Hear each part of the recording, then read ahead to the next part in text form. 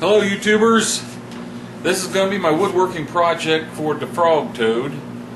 He wants us to do a kind of a simple wood project using as little electricity as possible.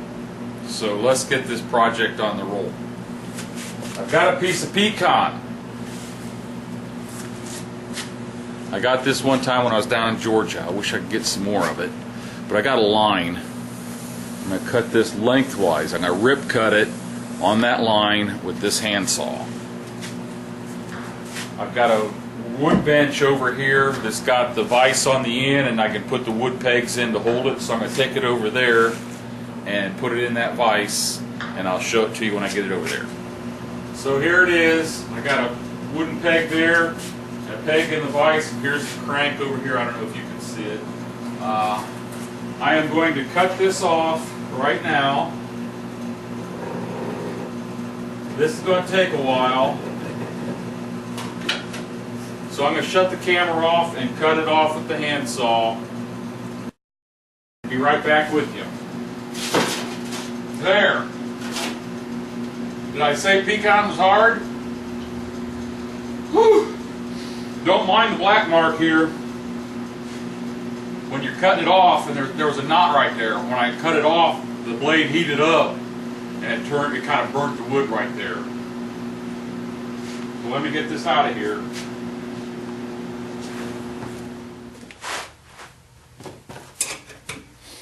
Okay, I don't know how well I'm going to be able to position you on this, but I've got it mounted in my lathe.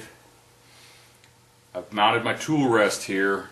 I want it to be approximately 1/4 inch from the material when it's spinning, and I don't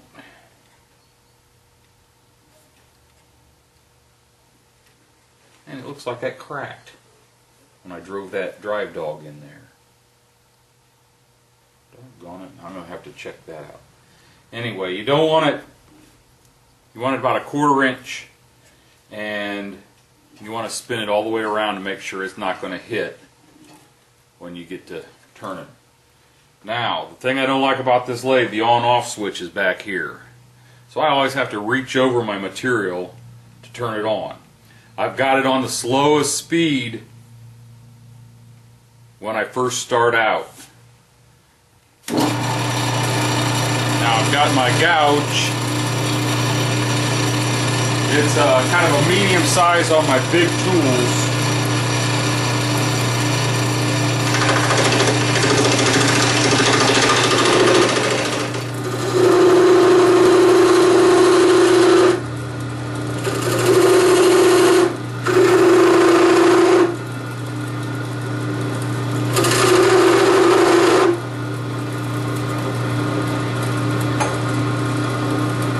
Now the rest of it's just going to be sanding to get all these grooves out and all the roughness out. But I'm going to switch this over and see if I can round off the back of the spoon. But you see how now it's way out around?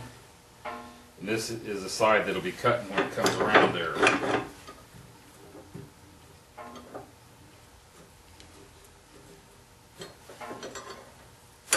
This is going to be neat if it works.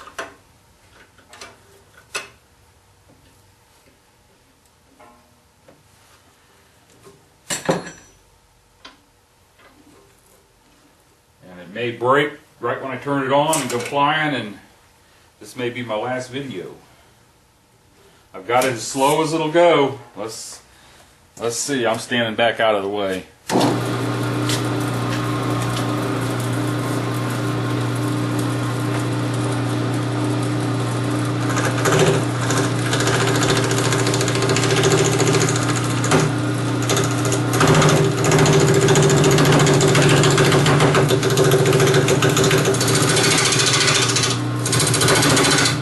It's really hard to see where that wood's at. It's just almost like a little shadow.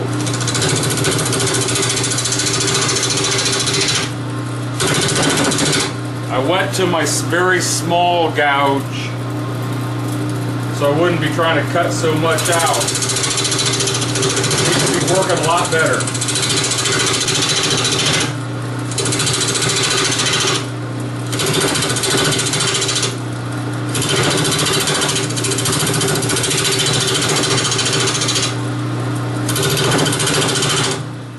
Okay, there's what she would look like. Here's the handle. There's the shaft part, and there's the side that I'm going to have to carve to get the spoon, and you can see it kind of chipped right there when it was turning this side. And there's that side, it's nice and rounded. I'm going to take this off, and from here on out I'm just going to use sandpaper to try to smooth this out, and then I'll move it back to the other position and sand this part.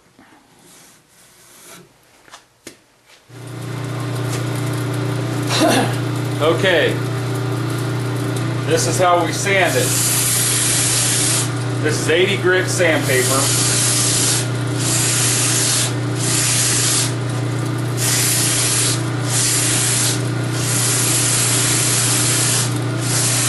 Got most of the gouges out of it. There's still some scratches, cuts in here I need to fix.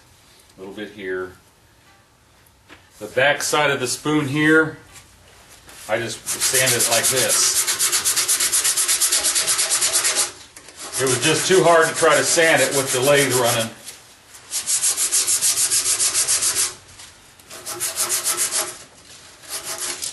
But I got all the gouges out of the back of the spoon. Now I just gotta, see right there's one, and there's some in here. I just gotta keep sanding it with the 80 until I get all the scratches out of it. And then I'll work my way down in grit to probably about 200, 220, and then I gotta cut the spoon here with my knife. Let me get back to sanding and get back with you when we get a little farther along.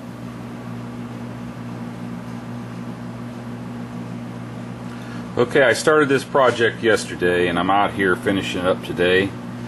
I just finished sanding it down with 150 grit sandpaper.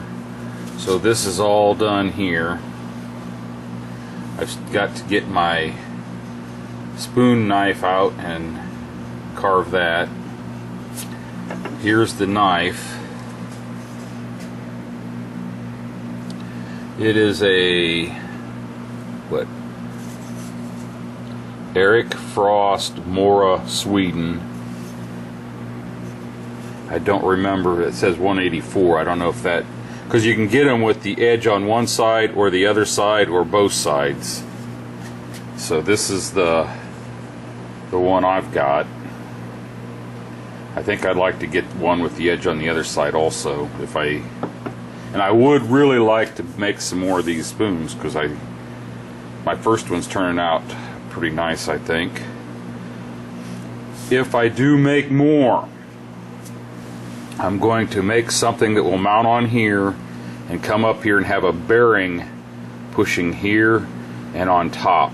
A bearing, just roller bearings, to keep it from flexing so much. I think that little addition, which would be a center rest, would really improve the quality of the finish after I get done with the turning tools, and it wouldn't be so much sanding. But there you can see this is about, I think it was about 15/16 after I got done with it, thick. And I got the second block there. I had the center in the center of that one and the center of that one, so what, it'd be almost an inch between the center of this and the center of this to get that round. If I had that center rest, it would have went a lot quicker. I was kind of scared it would snap off the way it was flexing like this while I was working it. The next step in the operation, you can see I got grunge on my hands. I don't want to get that into the pores of the wood. Somewhere I saw someone recommend this for butcher blocks. Booze Block Mystery Oil. So that's what I'm going to use on this. If it's good for a butcher block, it's going to be good for this. it said to, for best results, to warm this stuff up. So I have a little pan of water warming up over there.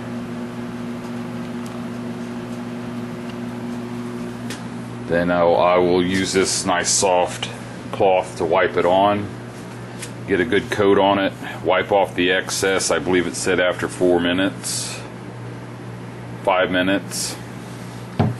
And then I think I'm going to take it downstairs, sit in front of the YouTube videos and watch people's videos and carve this out. I have some chips here that I'll have to work out. I'm going to cut it off here on the end and on this end, and I'll have to finish those ends off. But other than that, here we go. Well, I learned something. This knife, I was figuring on using it like whittling. It doesn't work that way. I wrapped that towel around there just to give me something a little bit bigger to hang on to because my hands started cramping up. It's more like a one-handed draw knife scraper. You just take it and draw it like that.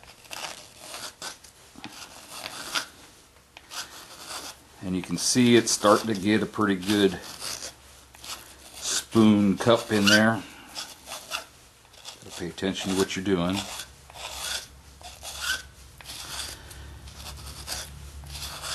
And something else I found out.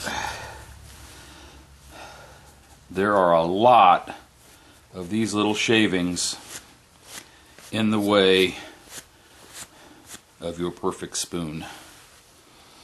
I've been sitting here doing this for probably half hour, 45 minutes. And it looks like those are some big shavings. But it takes a bunch of them.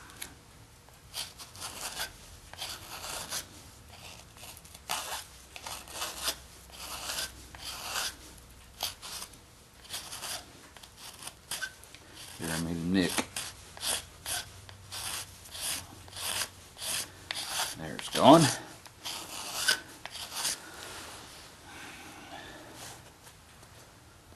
See if I can get an angle that'll show the spoon.